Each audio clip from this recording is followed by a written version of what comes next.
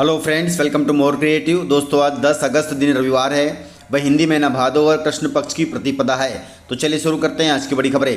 यदि आपको खबरें पसंद आए तो वीडियो को लाइक जरूर करिएगा और आप हमें प्रदेश के किस जिले से देख रहे हैं कमेंट बॉक्स में जरूर बताइएगा। दोस्तों, यदि आप चैनल पर नए हैं तो चैनल को सब्सक्राइब कर बेल आइकन पर क्लिक कर दें ताकि अगला वीडियो आपको शीघ्रता से मिले।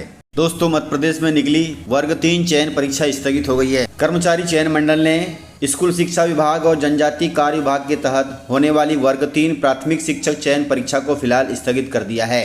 यह परीक्षा पहले 31 अगस्त 2025 से आयोजित होने वाली थी, लेकिन अब यह निर्धारित तिथि पर नहीं होगी। मध्य प्रदेश कर्मचारी चयन मंडल ने इस संबंध में सूचना जारी कर दी है। हालांकि अभी नई परीक्षा की तिथि घोषित नहीं हुई है, लेकिन बोर्ड ने कहा है कि जल्द ही इसकी जानकारी साझा की जाएगी। परीक्षा स्थगित होने के साथ साथ बोर्ड ने ऑनलाइन आवेदन की अंतिम तिथि को भी बढ़ा दिया है। अब उम्मीदवार 25 अगस्त 2025 तक आवेदन कर सकते हैं। साथ ही जो उम्मीदवार अपने आवेदन में कोई संशोधन करना चाहते हैं वे 26 अगस्त 2025 तक संशोधन कर सकते हैं। अब परीक्षा की नई तारीख को लेकर उम्मीदवारों में संशय बना हुआ है, लेकिन विभाग ने स्पष्ट किया है कि जल्द ही संशोधित परीक्षा तिथि जारी कर दी जाएगी। ऐसे में अभ्यर्थियों को सलाह दी जाती है कि वे कर्मचारी चयन मंडल की वेबसाइट पर विजिट करते रहें ताकि कोई भी सूचना मिस न हो। दोस्तों, केंद्र सरकार ने एलपीजी उपभोक्ताओं को दिया है बड़ा तोहफा, जिसके तहत एलपीजी सिलेंडर की कीमत स्थिर बनाए रखने हेतु तेल कंपनियों को केंद्र सरकार ने 30,000 करोड़ रुपए की सब्सिडी दी है ताकि देश के करोड़ों एलपीजी उपभोक्ताओं को सस्ती रसोई गैस मिल सके। इस जनहितैषी फैसले के लिए आदरणीय प्रधानमंत्री जी को हृदय से धन्यवाद।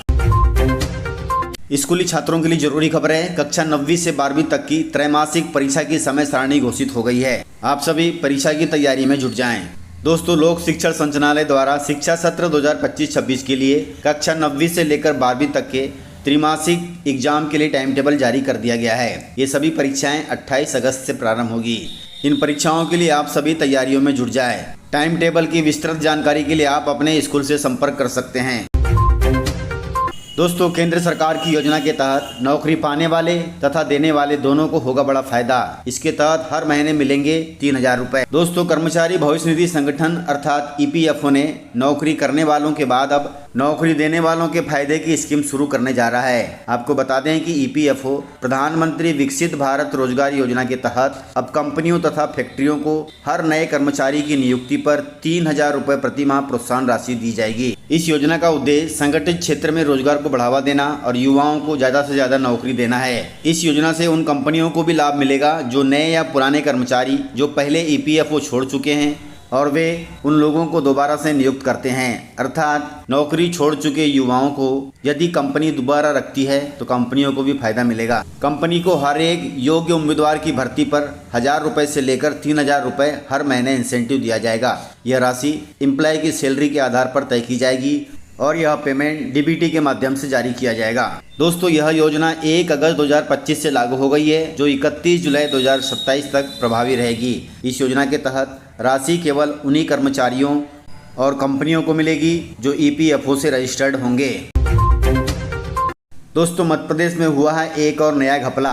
दोस्तों, थाली, चम्मच, यूनिफॉर्म, साइकिल, खाद, धान जैसे घपले अब पुरानी बात हो गई है। मध्य प्रदेश में अब एक नया व्हीकल रजिस्ट्रेशन घोटाला सामने आया है। इसका खुलासा भारत के नियंत्रक एवं महालेखा परीक्षक की रिपोर्ट ने किया है, जिसको हम शॉर्ट में केग कहते हैं। दोस्तों, इस घोटाले में प्रदेश के परिवहन अधिकारियों ने अरुणाचल प्रदेश की एनओसी पर लक्षद्वीप में पहले से रजिस्टर्ड वाहनों का पंजीयन कर डाला। इसके लिए न तो वाहनों का भौतिक सत्यापन किया गया और न ही इन वाहनों के संबंधित आपराधिक पृष्ठभूमि की पड़ताल की गई। अब केग ने ऐसे वाहनों के रजिस्ट्रेशन को संदेहपूर्वक मानते हुए परिवहन विभाग से सत्यापन रिपोर्ट मांगी है, जिससे विभाग में हड़कंप मच गया है। दोस्तों, अरुणाचल प्रदेश की एनओसी पर हजारों वाहनों के रजिस्ट्रेशन में परिवहन अधिकारियों की एक जैसी लापरवाही किसी बड़ी साजिश की ओर इशारा कर रही है। कुल मिलाकर यहाँ पर भी अधिकारियों ने करोड़ों रुपए का घपला किया है। हालांकि अब जांच जारी है, जो भी दोषी होगा उस पर कड़ी कार्रवाई की जाएगी। दोस्तों, राशन कार्ड धारकों के लिए आया है नया नियम। यदि आप राशन हितग्राही हैं तो आपके लिए यह खबर जानना बहुत जरूरी है। दोस्तों, केंद्र सरकार ने राशन कार्ड धारकों के लिए एक नया नियम लागू किया है। इस नए नियम के मुताबिक अब राशन कार्ड धारकों को हर 5 साल में ई-केवाईसी करानी होगी। यदि कोई कार्ड धारक इस प्रक्रिया में चूकता है, अर्थात वह ई-केवाईसी नहीं कराता है, तो उसका राशन कार्ड निलंबित कर दिया जाएगा और वह फ्री अनाज के लाभ से वंचित हो जाएगा। दोस्तों, सरकार का मानना है कि इस फैसले से राशन कार्ड धारकों को कई लाभ मिलेंगे। इसके साथ ही राशन कार्ड की पारदर्शिता को भी बढ़ावा मिलेगा, जिससे धोखाधड़ी रुकेगी। यदि आपने अभी तक राशन कार्ड की KYC नहीं कराई है तो जरूर करवा लें, अन्यथा आपका राशन कार्ड निष्क्रिय हो जाएगा और आपको फ्री अनाज का लाभ नहीं मिलेगा। दोस्तों, रक्षाबंधन का त्यौहार चल रहा है। भारत के अलावा इन देशों में भी मनाया जाता है रक्षाबंधन का त्यौहार। भाई बहन के अटूट प्यार का प्रतीक रक्षाबंधन का त्यौहार भारत में बड़े ही धूमधाम से मनाया जाता है। इस दिन बहनें अपने भाइयों की कलाई पर राखी बांधती हैं और उनकी लंबी उम्र की कामना करती हैं। इसके बदले में भाई अपनी बहनों को उपहार देते हैं। लेकिन आपको बता दें कि भारत के अलावा और कई देशों में रक्षाबंधन का त्यौहार बड़े ही धूमधाम से मनाया जाता है। दोस्तों, भारत के अलावा यह त्यौहार नेपाल, अमेरिका, ऑस्ट्रेलिया, सऊदी अरब में मनाया जाता है। यहाँ पर रहने वाले भारतीय तथा अन्य लोग भी इस त्यौहार को बड़े ही धूमधाम से मनाते हैं, जो कि बहुत अच्छी बात है। दोस्तों, मध्य प्रदेश को मिली है बड़ी उपलब्धि। पेपरलेस ई पंजीयन वाला पहला राज्य बन गया है मध्य प्रदेश। दोस्तों, मध्य प्रदेश में ई पंजीयन के लिए शुरू की गई संपदा 2.0 सॉफ्टवेयर की पहल को वर्ष 2025-26 का राष्ट्रीय ई गवर्नेंस पुरस्कार में स्वर्ण श्रेणी का सम्मान मिला है। भारत सरकार के प्रशासनिक सुधार एवं लोक शिकायत विभाग द्वारा यह पुरस्कार घोषित किया गया है। यह सम्मान 28वें नेशनल कॉन्फ्रेंस में प्रदान किया जाएगा। इस उपलब्धि पर मुख्यमंत्री डॉक्टर मोहन यादव ने प्रदेशवासियों, वाणिज्य कर विभाग, महानिरीक्षक पंजीयन एवं अधीक्षण मुद्रांक तथा परियोजनाओं से जुड़े सभी अधिकारियों तथा कर्मचारियों को बधाई दी।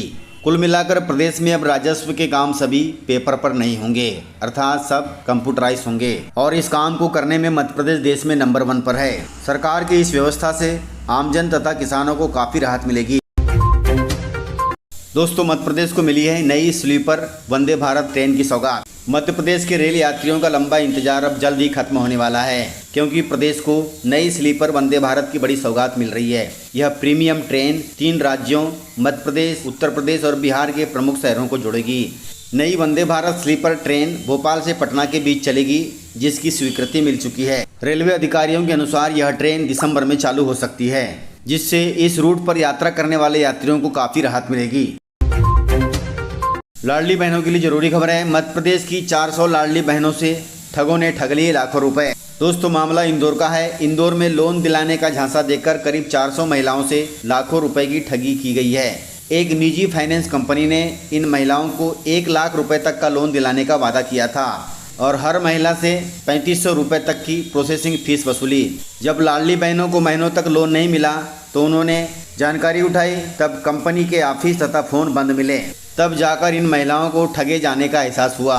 फिर बाद में इन महिलाओं ने क्राइम ब्रांच ऑफिस में शिकायत की।